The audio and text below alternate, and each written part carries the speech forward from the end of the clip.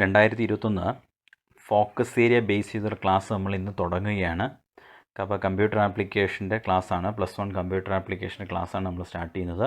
അപ്പോൾ focus area base ചെയ്ത് അതിൻ്റെ കണ്ടൻറ്റിനകത്ത് ഫോക്കസ് ഏരിയയിൽ ഞാൻ കഴിഞ്ഞ ഒരു വീഡിയോയ്ക്കകത്ത് കൃത്യമായിട്ട് പറഞ്ഞു എന്തൊക്കെയാണ് ഫോക്കസ് ഏരിയ, എന്തൊക്കെ പഠിക്കണം എന്നുള്ള കാര്യങ്ങൾ കൃത്യമായിട്ട് എക്സ്പ്ലെയിൻ ചെയ്ത് തന്നിരുന്നു.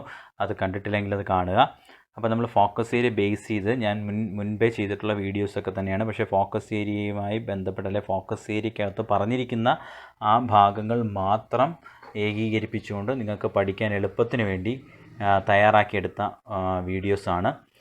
അപ്പം ഈ വീഡിയോസ് നിങ്ങൾക്ക് കാണുമ്പോൾ എന്തെങ്കിലും സംശയം ഉണ്ടെങ്കിൽ എൻ്റെ ചാനലിനകത്ത് അത് പൂർണ്ണമായിട്ട് എക്സ്പ്ലെയിൻ ചെയ്തിരിക്കുക, ആ ചാപ്റ്റർ പൂർണ്ണമായിട്ട് എക്സ്പ്ലെയിൻ ചെയ്തിരിക്കുന്ന വീഡിയോസ് അതിനകത്ത് കാണാൻ പറ്റും. നിങ്ങൾക്കത് കാണാവുന്നതേ ഉള്ളൂ. അപ്പോൾ നമ്മൾ ഇന്ന് ഫസ്റ്റ് ചാപ്റ്ററാണ് നമ്മൾ നോക്കുന്നത്. ഫണ്ടമെൻ്റൽസ് ഓഫ് കമ്പ്യൂട്ടർ എന്നാണ് ആദ്യത്തെ ചാപ്റ്റർ. നിങ്ങൾക്ക് അറിയായിരിക്കും. അതിൻ്റെ ആദ്യത്തെ പാർട്ടാണ്. നമുക്കൊരു 3 പാർട്ടെങ്കിലും വേണ്ടി വരും ഫോക്കസ് ഏരിയ ബേസ് ചെയ്ത് നമുക്ക് ഈ ഒരു ചാപ്റ്റർ കംപ്ലീറ്റ് ചെയ്യാൻ വേണ്ടി. വിശദമായിട്ട് കംപ്ലീറ്റ് ചെയ്യണമെന്നുണ്ടെങ്കിൽ ഫോക്കസ് ഏരിയ പറഞ്ഞിരിക്കുന്ന കാര്യങ്ങൾ കംപ്ലീറ്റ് ചെയ്യാൻ മിനിമം ഒരു 3 പാർട്ടെങ്കിലും വേണം. പക്ഷേ ആ ചാപ്റ്റർ മൊത്തത്തിൽ ഞാൻ എൻ്റെ ചാനലിൽ ഏകദേശം ഒരു 10ഓളം പാർട്ടുകളായിട്ട് ഞാൻ ചെയ്തിട്ടിട്ടുണ്ട്. അത് കാണാൻ താല്പര്യമുള്ളൊരു സമയമുള്ളവർ അത് കാണുക. കുറച്ചും കൂടെ വ്യക്തമായിട്ട് നിങ്ങൾക്ക് കാര്യങ്ങൾ മനസ്സിലാക്കാൻ നിങ്ങളെ സഹായിക്കും. അപ്പോൾ നമ്മൾ ഇന്ന് ഇപ്പോൾ ഫോക്കസ് ഏരിയ ഒന്ന് നോക്കുകയാണെങ്കിൽ നിങ്ങൾ ആ +1 ഫോക്കസ് ഏരിയ നിങ്ങൾ കണ്ടിട്ടുണ്ടാവും.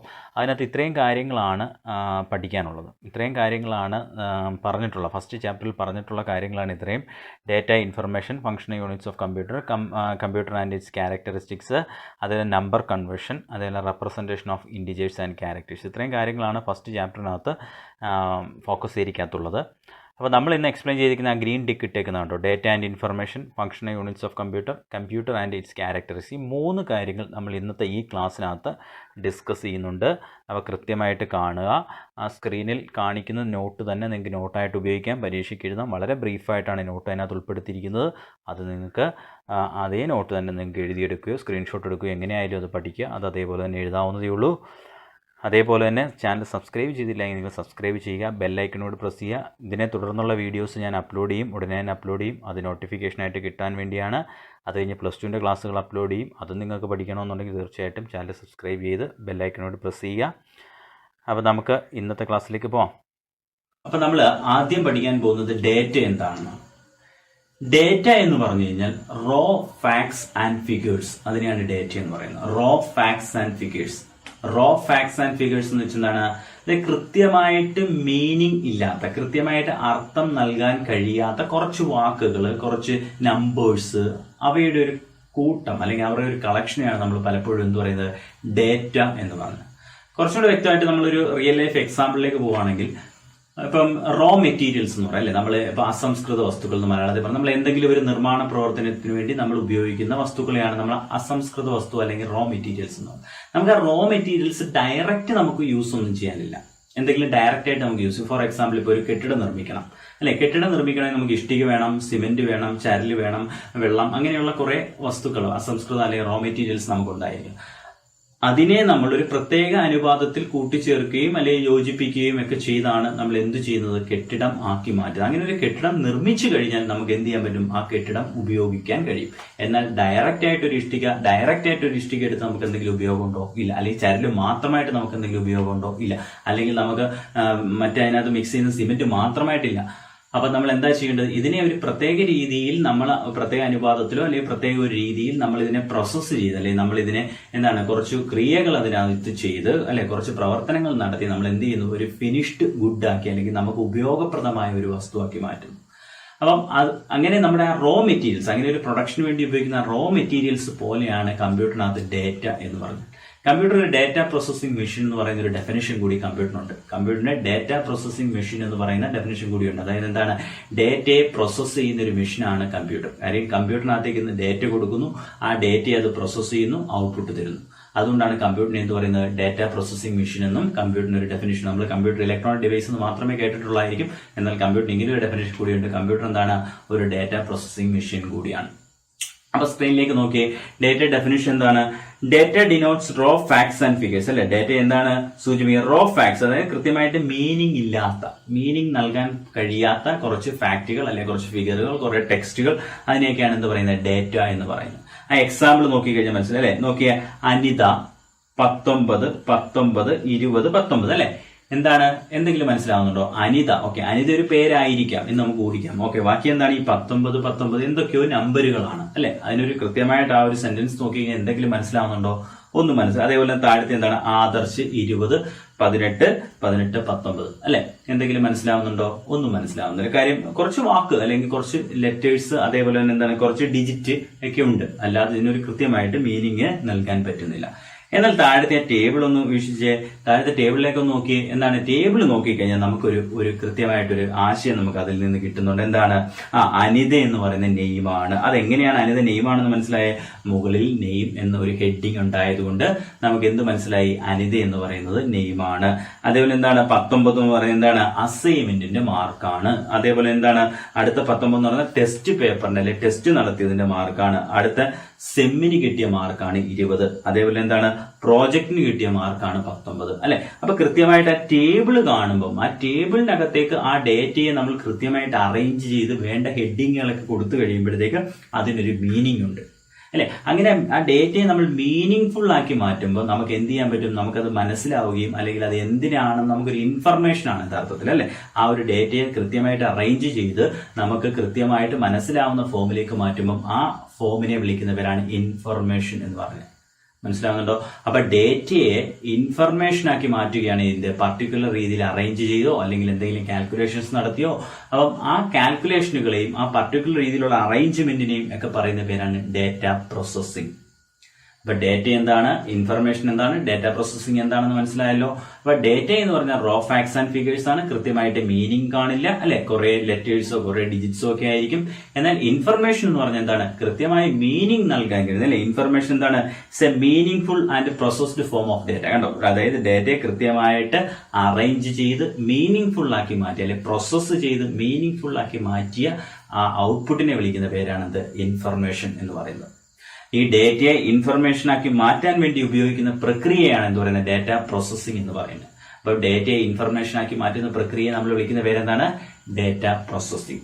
ഡേറ്റ എന്താണ്, ഇൻഫർമേഷൻ എന്താണ്, ഡേറ്റ പ്രോസസ്സിംഗ് എന്താണ്, മനസ്സിലായല്ലോ.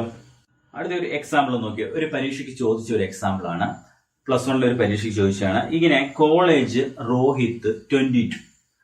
അതായത് ഇത് ഡേറ്റയാണ് അല്ലെ. കാര്യം കൃത്യമായിട്ട് മീനിങ് നൽകാൻ പറ്റുന്നുണ്ടോ? ഇല്ല. കൃത്യമായിട്ട് ഒരു മീനിങ് നൽകാൻ കഴിയാത്ത 1-2 വാക്കുകളും ഡിജിറ്റ്സും ആണ് എഴുതി വെച്ച്. കോളേജ് റോഹിത് 22. അപ്പൊ ഇതിനെ എന്താക്കി മാറ്റണം? ചോദ്യം ഇങ്ങനെയായിരുന്നു. ഇതിനെ എന്താണ്? ഇൻഫർമേഷൻ ആക്കി മാറ്റണം. അപ്പൊ ഇതിനെ എങ്ങനെ നമുക്ക് ഇൻഫർമേഷൻ ആക്കി മാറ്റാൻ പറ്റും? ഇതിനെ ഒരു മീനിങ് ഫുൾ ആയിട്ടുള്ള സെന്റൻസ് ആക്കിയാൽ മതി. അത് ഓരോരുത്തർക്കും നിങ്ങൾ ഒരാൾ എഴുതുന്ന പോലെ തന്നെ അടുത്ത ആൾ എഴുതുന്ന നിർബന്ധമൊന്നുമില്ല. നിങ്ങൾക്ക് ഈ വാക്കുകളും ഈ ലെറ്ററും ഉപയോഗിച്ച് നിങ്ങൾക്ക് എന്തെങ്കിലും ഒരു സെന്റൻസ് ക്രിയേറ്റ് ചെയ്യാൻ പറ്റുന്നുണ്ടെങ്കിൽ, അതായത് ഒരു മീനിങ് ഫുൾ ആയിട്ടുള്ള ഒരു സെന്റൻസ് ക്രിയേറ്റ് ചെയ്യാൻ പറ്റുന്ന അവരവർക്ക് പറ്റുന്ന രീതിയിൽ അല്ലെങ്കിൽ ഓരോരുത്തരും അവരവരുടെ രീതിയിലായിരിക്കും സെന്റൻസ് ക്രിയേറ്റ് ചെയ്യുന്നത്. ഒരു മീനിങ് ഫുൾ ആയിട്ടുള്ള സെന്റൻസ് ആക്കി മാറ്റിയാൽ മാത്രം മതി. അപ്പം എന്തായി? ഈ ചോദ്യത്തിനുള്ള ഉത്തരമായി. ഈ 22-year-old Rohit studying in college. എന്താണ്? 22 വയസ്സുള്ള റോഹിത് എന്ത് ചെയ്യുന്നു? കോളേജിൽ പഠിക്കും. അപ്പൊ അവിടെ ഒരു മീനിങ് ഉണ്ട് അല്ലെ. അപ്പൊ അവിടെ കൃത്യമായിട്ട് രണ്ടാമത്തെ സെന്റൻസ് നോക്കിക്കഴിഞ്ഞാൽ അതിനൊരു മീനിങ് ഉണ്ട്. അപ്പൊ രണ്ടാമത്തെ സെന്റൻസ് കൃത്യമായിട്ട് മീനിങ് ഉണ്ടായതുകൊണ്ട് നമ്മൾ ഇതിനെ നമുക്ക് എന്ത് വിളിക്കാം? ഇൻഫർമേഷൻ എന്നും ഇതിനെ നമുക്ക് എന്ത് വിളിക്കാം? ഡേറ്റ എന്നും വിളിക്കാം അല്ലെ. അപ്പൊ ആദ്യം എഴുതിയിരിക്കുന്ന ഡേറ്റയാണ്, രണ്ടാമത്തെ ഇൻഫർമേഷൻ ആണ്. എന്തുകൊണ്ടാണ്? ആദ്യത്തെ കുറച്ച് വാക്കുകളും ലെറ്റേഴ്സും മാത്രമേ ഉള്ളൂ. അതിൽ നിന്ന് വ്യക്തമായിട്ടൊന്നും മനസ്സിലാവുന്നില്ല. പക്ഷെ രണ്ടാമത്തെ ഒരു സെന്റൻസ് പൂർണ്ണമായ ഒരു സെന്റൻസ് ആണ്. അതിൽ നമുക്ക് കൃത്യമായിട്ടൊരു ആശയം കിട്ടുന്നുണ്ട്. അതുകൊണ്ട് നമ്മൾ രണ്ടാമത്തെ നമുക്ക് ഇൻഫർമേഷൻ എന്നും ആദ്യത്തിനെ നമുക്ക് എന്ത് പറയാം? ഡേറ്റയ്ക്ക് ഉദാഹരണമായിട്ട് പറയാം. ഓക്കെ ആണല്ലോ. നമുക്കൊന്ന് കമ്പയർ ചെയ്ത് നോക്കാം. ഡേറ്റയും ഇൻഫർമേഷനും തമ്മിൽ വളരെ ഇമ്പോർട്ടന്റ് ആണ്. പരീക്ഷയ്ക്ക് പലപ്പോഴും ചോദിച്ചിട്ടുള്ളതാണ് ഡേറ്റയും ഇൻഫർമേഷൻ. അപ്പൊ ഈ ചാർട്ട് കൃത്യമായിട്ട് പഠിക്കുക, ഈ ടേബിൾ കൃത്യമായിട്ട് പഠിക്കുക. എന്താണ് ആദ്യം പറഞ്ഞിരിക്കുന്നത്? ഡേറ്റ എന്ന് പറയുന്നത് റോ ഫാക്ട്സ് ആൻഡ് ഫിഗേഴ്സ് ആണ്. ഞാൻ ആദ്യം തൊഴിൽ പറയുന്നു. ഡേറ്റ എന്ന് പറഞ്ഞാൽ എന്താണ്? ഒരു മീനിങ് നൽകാൻ കഴിയാത്ത കുറച്ച് റോ ഫാക്ട്സ് ആൻഡ് ഫിഗേഴ്സിനെയാണ് എന്ന് പറയുന്നത് ഡേറ്റ എന്ന് പറഞ്ഞത്. എന്നാൽ ഇൻഫർമേഷൻ എന്ന് വെച്ചാൽ എന്താണ്? ഈ ഡേറ്റയെ പ്രോസസ്സ് ചെയ്ത ഒരു ഫോമിലുള്ള ഔട്ട്പുട്ടാണ് എന്തെന്ന് പറയുന്ന ഈ ഇൻഫർമേഷൻ അല്ലെ പ്രോസസ്ഡ് ഡേറ്റയാണ്. ഡേറ്റയെ പ്രോസസ്സ് ചെയ്ത് കഴിയുമ്പോഴുള്ള ആ ഫോമിനെയാണെങ്കിൽ അല്ലെങ്കിൽ ആ ഔട്ട്പുട്ടിനെയാണ് എന്ത് വിളിക്കുന്നത്? ഇൻഫർമേഷൻ എന്ന് പറയുന്നത്. Okay, similar to raw materials. ഞാൻ ആദ്യം പറഞ്ഞു അല്ലെ, റോ മെറ്റീരിയൽസിന് തുല്യമാണ്. അതായത് നമ്മൾ ഏതെങ്കിലും ഒരു പ്രൊഡക്ഷൻ യൂണിറ്റിൽ ചെന്നിട്ട് ഒരു അസംസ്കൃത വസ്തു അല്ലെ, ആ ഒരു നിർമ്മാണത്തിന് വേണ്ടി ഉപയോഗിക്കുന്ന അസംസ്കൃത വസ്തു പോലെയാണ് ഡേറ്റ എന്ന് പറയുന്നത്. എന്നാൽ ഇൻഫർമേഷൻ എന്ന് വെച്ചാൽ എന്താണ്? ഫിനിഷ്ഡ് ഗുഡ്സ് പോലെയാണ്, അല്ലെ ഫിനിഷ്ഡ് പ്രോഡക്റ്റ് പോലെയാണ്, അല്ലെ അതായത് പൂർണ്ണമാക്കിയ അല്ലെങ്കിൽ ഈ ഡേറ്റ ഉപയോഗിച്ച് നിർമ്മിച്ചെടുത്ത ഒരു ഈ റോ മെറ്റീരിയൽസ് ഉപയോഗിച്ച് നിർമ്മിച്ചെടുത്ത ഒരു പ്രോഡക്റ്റ് പോലെയാണ് എന്തെന്ന് പറയുന്നത്? ഇൻഫർമേഷൻ എന്ന് പറയുന്നത്. മനസ്സിലാവുന്നുണ്ടല്ലോ? അതുപോലെ കാനോട്ട് ബി ഡയറക്റ്റ്, നമുക്ക് എന്താണ് ഒരിക്കലും ഡേറ്റ എന്താണ് നമുക്ക് നേരിട്ട് ഉപയോഗിക്കാൻ, ഡേറ്റ മാത്രമായിട്ട് നമുക്കൊരു ഉപയോഗം കാണത്തില്ല. എന്താണ്? പക്ഷേ ഇൻഫർമേഷൻ അങ്ങനെയല്ല. Information add to knowledge and helps in taking decisions. Information കിട്ടിക്കഴിഞ്ഞാൽ എന്താണ്? നമുക്കത് ഉപയോഗിക്കാം, അല്ലെ നമ്മുടെ അറിവ് വർദ്ധിപ്പിക്കാൻ വേണ്ടി, അല്ലെങ്കിൽ നമുക്ക് തീരുമാനങ്ങൾ എടുക്കാൻ വേണ്ടി, നമുക്ക് ഡിസിഷൻസ് എടുക്കാൻ വേണ്ടിയൊക്കെ ഈ ഇൻഫർമേഷൻ നമുക്ക് ഉപയോഗിക്കാൻ പറ്റും. പക്ഷേ ഡേറ്റ നമുക്ക് എന്ത് ചെയ്യാൻ പറ്റില്ല? ഡയറക്റ്റ് ആയിട്ട് യൂസ് ചെയ്യാൻ പറ്റില്ല. അടുത്ത എന്താണ്? Data does not give precise and clear sense. വളരെ വ്യക്തവും അതേപോലെ തന്നെ എന്താണ് കൃത്യവുമായ ഒരു മീനിങ് എന്തിന് നൽകാൻ കഴിയത്തില്ല? ഡേറ്റയ്ക്ക് നൽകാൻ കഴിയത്തില്ല. ശരിയാണല്ലോ, നമ്മൾ നേരത്തെ കണ്ടല്ലേ. അപ്പൊ ഡേറ്റ കണ്ടു കഴിഞ്ഞാൽ നമുക്ക് വ്യക്തവും കൃത്യമായിട്ടൊരു മീനിങ് നമുക്ക് മനസ്സിലാക്കാൻ പറ്റത്തില്ല. പക്ഷെ ഇൻഫർമേഷൻ എന്താണ്? ക്ലിയർ ആൻഡ് മീനിങ് ഫുൾ, വളരെ വ്യക്തവും അർത്ഥവത്തായതുമാണ് എന്തെന്ന് പറയുന്നത് ഇൻഫർമേഷൻ എന്ന് പറഞ്ഞാൽ, അല്ലെ ഇൻഫർമേഷൻ കണ്ടു കഴിഞ്ഞാൽ നമുക്ക് എന്താണെന്ന് അതിന്റെ അർത്ഥവും അതേപോലെ വ്യക്തമായിട്ട് നമുക്ക് എന്ത് ചെയ്യാം? മനസ്സിലാക്കാൻ കഴിയും. ഓക്കെ ആണല്ലോ. ഇത്രയാണ് ഡേറ്റയും ഇൻഫർമേഷനെ കുറിച്ച് പറയാനുള്ളത്. Functional units of a computer, അല്ലെ functional units of a computer നമ്മൾ ഇന്ന് ഡിസ്കസ് ചെയ്യാൻ പോകുന്ന functional units of a computer.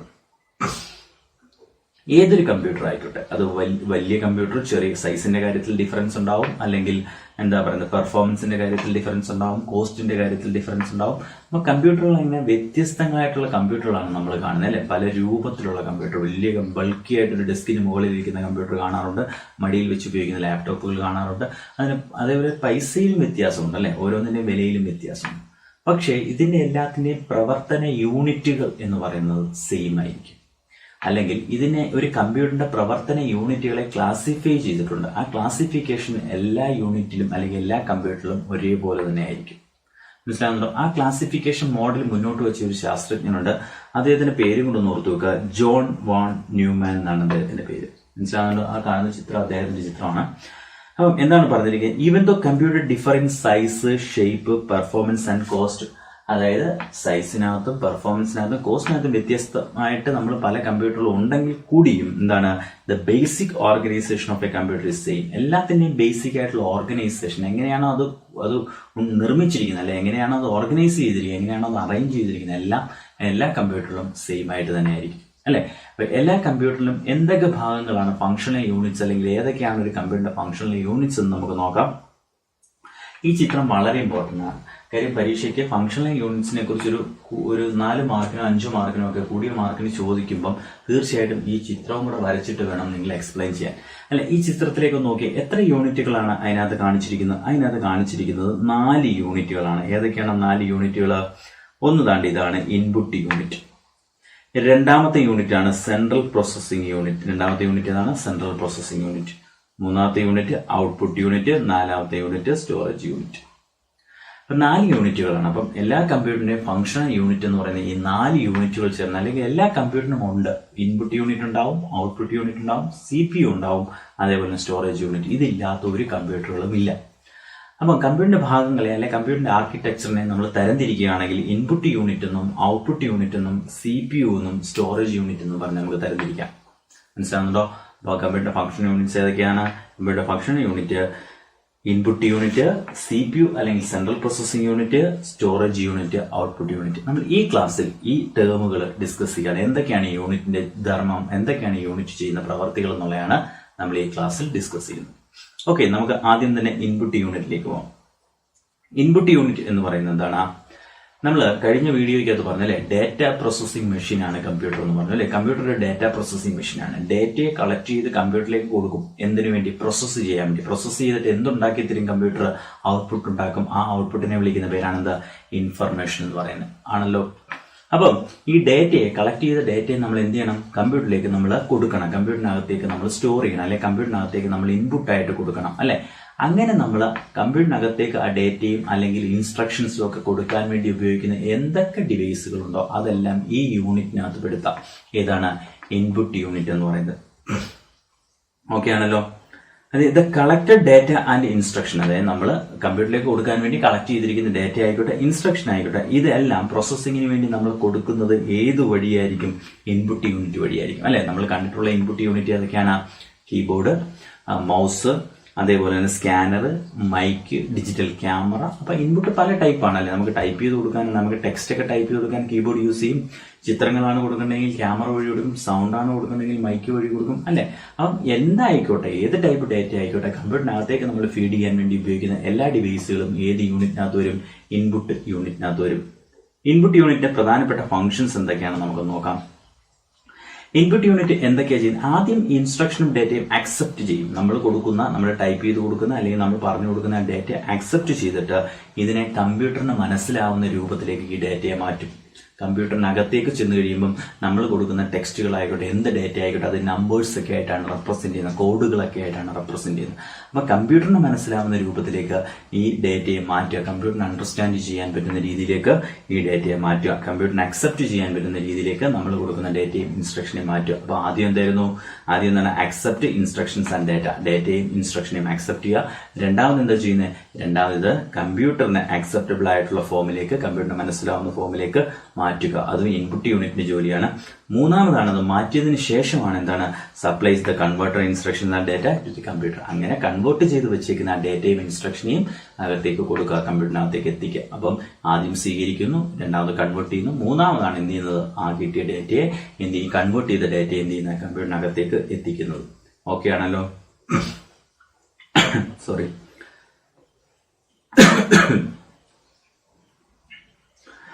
അടുത്തത് സെൻട്രൽ പ്രോസസ്സിംഗ് യൂണിറ്റ്, CPU. CPUവിനകത്ത് തന്നെ 3 കമ്പോണൻസ് ഉണ്ട്, പ്രധാനപ്പെട്ട 3 കമ്പോണൻസ്. നിങ്ങൾ ആ ചിത്രം കണ്ടപ്പോൾ ശ്രദ്ധിക്കണമായിരുന്നു. ചിത്രത്തിനകത്ത് നമുക്കൊന്നും കൂടെ ആ ചിത്രം ഒന്ന് നോക്കാം. ആ ചിത്രത്തിനകത്തേക്ക് ഒന്ന് നോക്കിയേ. ആ ചിത്രത്തിനകത്ത് CPU ഒന്ന് നോക്കിയേ. CPUവിനകത്ത് എത്ര യൂണിറ്റുകളാണ്, അല്ലെ എത്ര കമ്പോണന്റ് ആണ്? Control unit, arithmetic and logic unit, എന്താണ് രജിസ്റ്റേഴ്സ്. CPUവിനകത്ത് തന്നെയുള്ള 3 കമ്പോണൻസ് ആണ്. ഓക്കെ ആണല്ലോ? അപ്പൊ CPUവിനകത്ത് 3 കമ്പോണൻസ് ഉണ്ട്. അതിനേക്കാൾ മുമ്പേ എന്താണ് CPU എന്നുള്ള കാര്യം പറയാം. CPU നമ്മൾ പണ്ട് തൊട്ടേ കേട്ടിട്ടുള്ളതാണ്. എന്താണ്? Brain of a computer. CPUവിനെയാണ് നമ്മൾ കമ്പ്യൂട്ടറിന്റെ ബ്രെയിൻ എന്ന് പറയുന്നത്. തീർച്ചയായിട്ടും ബ്രെയിൻ, നമ്മുടെ ഹ്യൂമൻ ബീയിങ്ങിലെ തലച്ചോറിന്റെ റോൾ എന്താണ്? നമ്മുടെ ആക്ടിവിറ്റീസ് നിയന്ത്രിക്കുക, നമ്മുടെ ചിന്തകളെ നിയന്ത്രിക്കുക, അതേപോലെ നമ്മുടെ പ്രവർത്തികളെ നിയന്ത്രിക്കുക, അങ്ങനെയുള്ള എല്ലാ കാര്യങ്ങളെയും നിയന്ത്രിക്കുക അല്ലെങ്കിൽ ചെയ്യിപ്പിക്കുക എന്നൊക്കെ പറയുന്നത് എന്താണ്? ബ്രെയിനിന്റെ ജോലിയാണ് അല്ലെ. അതേപോലെ തന്നെയാണ് ഈ കമ്പ്യൂട്ടറിനകത്ത് CPUവിന്റെ റോൾ എന്ന് പറഞ്ഞാൽ അല്ലെ. CPU ആണ് യഥാർത്ഥത്തിൽ ഒരു കമ്പ്യൂട്ടറിന്റെ കമ്പ്യൂട്ടിംഗ് പ്രോസസ്സുകളെ എല്ലാം അത് കാൽക്കുലേഷൻ ആയിക്കോട്ടെ, അരിത്തമെറ്റിക് ഓപ്പറേഷൻ, അതായത് കൂട്ടുക കുറയ്ക്കുക അങ്ങനത്തെ ഓപ്പറേഷനായി, ലോജിക്കൽ ഡിസിഷൻസ് എടുക്കുന്നതായിക്കോട്ടെ, അതായത് എന്താ പറയുന്നത്, കമ്പാരിസണുകൾ ആയിക്കോട്ടെ, അങ്ങനെയുള്ള എന്ത് ഓപ്പറേഷൻസും ചെയ്യുന്നത് ഏത് യൂണിറ്റിനകത്താണ്? ഈ CPU എന്ന് പറയുന്ന ഈ യൂണിറ്റിനകത്താണ്. മനസ്സിലാവുന്നുണ്ട്? CPU is the brain of the computer അല്ലെ. ആദ്യത്തെ സെന്റൻസ് എന്താണ്? നോക്കിയേ സ്ക്രീനിലേക്ക്. CPU is the brain of a computer അല്ലെ. കമ്പ്യൂട്ടർ ബ്രെയിൻ ആണ്. ഇൻ എ കമ്പ്യൂട്ടർ സിസ്റ്റം, ഒരു computer system all major computations and comparisons are made inside the CPU അല്ലെ. പ്രധാനപ്പെട്ട എല്ലാ കമ്പാരിസണുകളും എല്ലാ കമ്പ്യൂട്ടേഷനുകളും എല്ലാം ചെയ്യുന്നത് ഇതിനകത്താണ്? CPUവിനകത്താണ് അല്ലെ. കണക്കൂട്ടുകളിലായിക്കോട്ടെ, മറ്റ് എന്ത് ജോലിയാണെങ്കിലും അത് ചെയ്യുന്നത് എവിടെയാണ്? CPUവിനകത്താണ്. മനസ്സിലാവുന്നുണ്ടോ? ഈ CPUവിന്റെ പ്രധാനപ്പെട്ട 3 ഭാഗങ്ങൾ അല്ലെ 3 കമ്പോണൻസ് CPUവിനകത്തുള്ള. നമ്മൾ ഈ CPU എന്ന് പറയുമ്പോൾ ബോക്സിനെ നിങ്ങൾ ഇമാജിൻ ചെയ്യരുത്. മോണിറ്ററിനോട് കൂടിയിരിക്കുന്ന ഒരു ലാർജ് ബോക്സ് നിങ്ങൾ കണ്ടിട്ടുണ്ടാവും. അതിനെ അല്ല നമ്മൾ ഇവിടെ CPU എന്ന് പറയുന്നത്. ഇവിടെ CPU എന്ന് വെച്ചാൽ ഒരു പ്രോസസ്സറിനെയാണ്. ആ സ്ക്രീനിൽ ആ പിക്ചർ ഞാൻ അതിനുവേണ്ടിയാണ് അവിടെ ആഡ് ചെയ്തത്. നിങ്ങൾക്ക് മനസ്സിലാവും. ആ കാണുന്നതാണ് പ്രോസസ്സർ. അതിനെയാണ് നമ്മളിവിടെ CPU എന്ന് പറയുന്നത് അല്ലെ. അപ്പൊ ഈ CPUവിനകത്ത് തന്നെ പ്രധാനപ്പെട്ട 3 കമ്പോണൻസ് ഉണ്ട്. നമുക്ക് ഏതൊക്കെയാണ് അത് നോക്കാം. ഏതൊക്കെയാണ്? അരിത്തമെറ്റിക് ആൻഡ് ലോജിക് യൂണിറ്റ് അല്ലെ. സ്ക്രീനിലുണ്ടല്ലോ, നോക്കിയേ. Arithmetic and logic unit, control unit, then registers. എന്തൊക്കെയാണ് ഇത് 3? വളരെ ബ്രീഫായിട്ട് നമുക്ക് നോക്കാം. എന്താണ് അരിത്തമെറ്റിക് ആൻഡ് ലോജിക് യൂണിറ്റ്? ആ വാക്കിൽ തന്നെ ഉണ്ട് അല്ലെ. അരിത്തമെറ്റിക് എന്ന് വെച്ചാൽ എന്താണ്? നമ്മൾ അഡീഷൻ, സബ്ട്രാക്ഷൻ, മൾട്ടിപ്ലിക്കേഷൻ പോലത്തെ അരിത്തമെറ്റിക് ഓപ്പറേഷൻ ചെയ്യാനും, അതുപോലെ ലോജിക്കൽ ഓപ്പറേഷൻസ്, കമ്പാരിസൺ അങ്ങനത്തെ ഓപ്പറേഷൻസ് ചെയ്യാൻ വേണ്ടി, താരതമ്യം ചെയ്യുക അല്ലെ ഡിസിഷൻസ് എടുക്കുക, തീരുമാനങ്ങൾ എടുക്കുക, അങ്ങനത്തെ കാര്യങ്ങൾ, അങ്ങനത്തെ ഓപ്പറേഷൻസ് ഒക്കെ ചെയ്യുന്നത് CPUവിനകത്ത് ഏത് യൂണിറ്റ് ആണ്? ALU, arithmetic and logic unit എന്ന് പറയുന്ന യൂണിറ്റ് ആണ്. ഇനി കൺട്രോൾ യൂണിറ്റിന്റെ റോൾ എന്താണ്? കൺട്രോൾ യൂണിറ്റ് ആണ് യഥാർത്ഥത്തിൽ ഒരു കമ്പ്യൂട്ടറിനെ ഏകീകരിപ്പിച്ച് പ്രവർത്തിപ്പിക്കുന്നത്. ഒരു കമ്പ്യൂട്ടർ എന്ന് വെച്ചാൽ എന്താണ്? ഒരുപാട് കമ്പോണൻസ് ചെയ്യുന്നതാണ്. ഇൻപുട്ട്, നമ്മൾ ഇപ്പൊ തന്നെ യൂണിറ്റ് എന്താണ്? ഇൻപുട്ട് യൂണിറ്റ് ഉണ്ടെന്ന് പറഞ്ഞു, സ്റ്റോറേജ് യൂണിറ്റ് ഉണ്ടെന്ന് പറഞ്ഞു, ഔട്ട്പുട്ട് യൂണിറ്റ് ഉണ്ടെന്ന് പറഞ്ഞു, CPU. അങ്ങനെ ഇതിന്റെ എല്ലാം ഒരുമിച്ച് പ്രവർത്തിച്ചെങ്കിൽ മാത്രമേ എന്ത് ചെയ്യത്തുള്ളൂ? ഒരു റിസൾട്ട് കമ്പ്യൂട്ടറിന് കൃത്യമായിട്ട് പ്രൊഡ്യൂസ് ചെയ്യാൻ പറ്റും. അതായത് പ്രോസസ്സിംഗ് യൂണിറ്റ് ഒരു ഡേറ്റ പ്രോസസ്സ് ചെയ്തിട്ട് അതിന്റെ ഔട്ട്പുട്ട് യൂണിറ്റിലേക്ക് കൊടുക്കുമ്പോൾ ഔട്ട്പുട്ട് യൂണിറ്റ് അത് സ്വീകരിച്ച് പ്രവർത്തിക്കാൻ തയ്യാറാവണം. അതേപോലെ ഇൻപുട്ട് യൂണിറ്റിൽ നിന്ന് വരുന്ന ഡേറ്റയും ഇൻസ്ട്രക്ഷനെയും സ്വീകരിക്കണം, അല്ലെ, എടുത്തു വെക്കണം. അപ്പൊ എല്ലാം ഒരുമിച്ച് പ്രവർത്തിച്ചെങ്കിൽ മാത്രമേ എന്ത് ചെയ്യത്തുള്ളൂ, കൃത്യമായിട്ട് കമ്പ്യൂട്ടർ പ്രവർത്തിക്കത്തുള്ളൂ. അപ്പൊ ആ പ്രവർത്തനങ്ങൾ ഏകീകരിപ്പിക്കുക, നിയന്ത്രിക്കുക, അങ്ങനെയുള്ള കാര്യങ്ങളൊക്കെ ചെയ്യുക എന്നുള്ളതാണ് ഏത് യൂണിറ്റിന്റെ ജോലി? Control unit. ഒരു നെർവ് സിസ്റ്റം പോലെയാണ്, അല്ലെ, ഒരു നമ്മുടെ ഹ്യൂമൻ ബോഡിയിലെ ഹ്യൂമൻ ബീങ്സിനകത്ത് അല്ലെങ്കിൽ ആനിമൽസിനകത്ത് ഒരു നെർവ് സിസ്റ്റം പോലെ പ്രവർത്തിക്കുന്ന ഒരു ജോലിയാണ് എന്തെന്ന് പറഞ്ഞാൽ കൺട്രോൾ യൂണിറ്റ് ചെയ്യുന്ന ജോലി. അടുത്ത രജിസ്റ്റർ.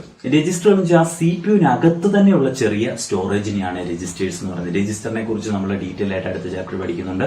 എന്നാൽ ഇവിടെ ഏതൊക്കെയാണ് രജിസ്റ്ററുകൾ എന്നൊക്കെ പഠിക്കുന്നുണ്ട്. എന്നാലും നമുക്ക് ഇവിടെ ചെറുതായിട്ടൊരു ബ്രീഫായിട്ട് പറയുകയാണെങ്കിൽ രജിസ്റ്റർ എന്ന് വെച്ച് കഴിഞ്ഞാൽ ആ CPU-നകത്ത് നിങ്ങൾ നേരത്തെ കണ്ട സ്ക്വയർ ഷേപ്പിലുള്ള കണ്ടല്ലോ, ആ CPU-നകത്തുള്ള ചെറിയ സ്റ്റോറേജ് ലൊക്കേഷനെയാണ് എന്ത് പറയുന്നത്, രജിസ്റ്ററുകൾ എന്ന് പറയുന്നത്. അത് ഡേറ്റ സ്റ്റോർ ചെയ്യാനും ഇൻസ്ട്രക്ഷൻസ് സ്റ്റോർ ചെയ്യാനും ഒക്കെ യൂസ് ചെയ്യുന്ന, അതായത് ഇപ്പൊ ചെയ്തുകൊണ്ടിരിക്കുന്ന പ്രവർത്തനങ്ങൾ CPU ഇങ്ങനെ ജോലി ചെയ്തുകൊണ്ടിരിക്കുമ്പോൾ അന്നേരം പെട്ടെന്ന് വേണ്ട കുറച്ച് സാധനങ്ങൾ എടുത്തു വെക്കാൻ വേണ്ടി വളരെ ചെറിയ മെമ്മറി ലൊക്കേഷനാണ് ഇവിടെ CPU-നകത്ത് തന്നെയുള്ള. മനസ്സിലാവുന്നുണ്ടോ? സ്റ്റോറേജ് യൂണിറ്റ് വേറെ നമ്മൾ പഠിക്കും. ഇത് CPU-നകത്ത് തന്നെയുള്ള ചെറിയ മെമ്മറി ലൊക്കേഷൻസിനെയാണ് എന്ത് പറയുന്നത്, രജിസ്റ്റേഴ്സ് എന്ന് പറയുന്നത്. ഓക്കെ ആണല്ലോ. അപ്പൊ നമ്മൾ CPU-ന്റെ 3 കമ്പോണൻസ് പറഞ്ഞു. CPU-ന്റെ 3 കമ്പോണൻസ് ഏതായിരുന്നു? ALU, CU, registers. ALU എന്താണ്? Arithmetic and logic unit. CU എന്താണ്? Control unit. Then registers. അടുത്തൊരു യൂണിറ്റ് ആണ് സ്റ്റോറേജ് യൂണിറ്റ്. നമ്മൾ ഇമേജിനകത്ത് കണ്ടാണല്ലോ മുകളിലായിട്ട് സ്റ്റോറേജ് യൂണിറ്റ് ഉണ്ടായിരുന്നു, അല്ലെ? എന്താണ് സ്റ്റോറേജ് യൂണിറ്റ് ചെയ്യുന്നത്? സ്റ്റോർ ചെയ്യുക, വാക്കിൽ തന്നെയുണ്ട്. ഡേറ്റയെ സ്റ്റോർ ചെയ്യുക എന്നുള്ളതാണ് സ്റ്റോറേജ് യൂണിറ്റ്. ഡേറ്റയും ഇൻസ്ട്രക്ഷനെയും ഇൻഫർമേഷനെയും ഒക്കെ സ്റ്റോർ ചെയ്യുക എന്നുള്ളതാണ് ഇത് സ്റ്റോറേജ് യൂണിറ്റിന്റെ ജോലി, അല്ലെ? എന്തൊക്കെയാണ് സ്റ്റോറേജ് യൂണിറ്റ് ചെയ്യുന്നതിന്റെ ഫംഗ്ഷൻസ് എന്താണ്? Data and instructions required for processing, അല്ലെ? സ്ക്രീനിലേക്ക് നോക്കിയേ. Data and instructions required for, അതായത് ഡേറ്റയും ഇൻസ്ട്രക്ഷൻ പ്രോസസ്സിംഗിന് ആവശ്യമായ, ക്രിയ ചെയ്യുവാൻ അല്ലെങ്കിൽ പ്രവൃത്തി ചെയ്യുവാൻ ആവശ്യമായ ഡേറ്റയും ഇൻസ്ട്രക്ഷനെ സ്റ്റോർ ചെയ്യുക. അത് മാത്രമല്ല intermediate result four ongoing processing, അതായത് ഒരു പ്രോസസ്സിംഗ്, ഒരു പ്രവൃത്തി നടക്കുമ്പോൾ ഉണ്ടാകുന്ന റിസൾട്ടുകൾ, അതിന്റെ ഇടയിൽ ഉണ്ടാകുന്ന റിസൾട്ടുകൾ, ഒരു പ്രവൃത്തി പൂർത്തിയാക്കുന്നതിന്റെ ഇടയിൽ ഇപ്പം ഒരു ടേബിൾ പണിയുവാണെന്ന് വിചാരിച്ചു. ആ ടേബിൾ പണിയുമ്പം അതിന്റെ കാലുകൾ പണിയുന്നു, അല്ലെ, അതിന്റെ ഓരോ സ്ട്രക്ചർ പണിയുന്നു. അതൊക്കെ ഓരോ റിസൾട്ടുകളാണ്. ഫൈനൽ റിസൾട്ട് ടേബിൾ ആണ്. പക്ഷെ ഇടയ്ക്കിടയ്ക്ക് ഓരോ കാലുകൾ അങ്ങനെയുള്ള സാധനങ്ങളൊക്കെ പണിയുമ്പോൾ അതായത് അതിന്റെ ഇന്റർമീഡിയറ്റ് റിസൾട്ടാണ്, പൂർണ്ണമായിട്ടുള്ള റിസൾട്ട് അല്ല. അപ്പം ഇവിടെ നമ്മൾ പറയുമ്പോൾ പ്രോസസ്സിന്റെ കാര്യത്തിലേക്ക് വരുമ്പോഴത്തേക്ക് എന്തെങ്കിലും ഒരു പ്രവൃത്തി ചെയ്യുമ്പോൾ അതിന്റെ ഇടയിൽ ഉണ്ടാകുന്ന റിസൾട്ടുകളെ സ്റ്റോർ ചെയ്യുക. അതേപോലെ തന്നെ മൂന്നാമത്തെ എന്താണ്? Final result. പൂർണ്ണമായി കഴിയുമ്പോൾ, ഒരു പ്രവൃത്തി കംപ്ലീറ്റ് ആയി കഴിയുമ്പോൾ കിട്ടുന്ന റിസൾട്ടുകളെ സ്റ്റോർ ചെയ്യുക. അതൊക്കെ സ്റ്റോർ ചെയ്യുന്നത് എവിടെയാണ്? സ്റ്റോറേജ് യൂണിറ്റിലാണ്. ഓക്കെ ആണല്ലോ.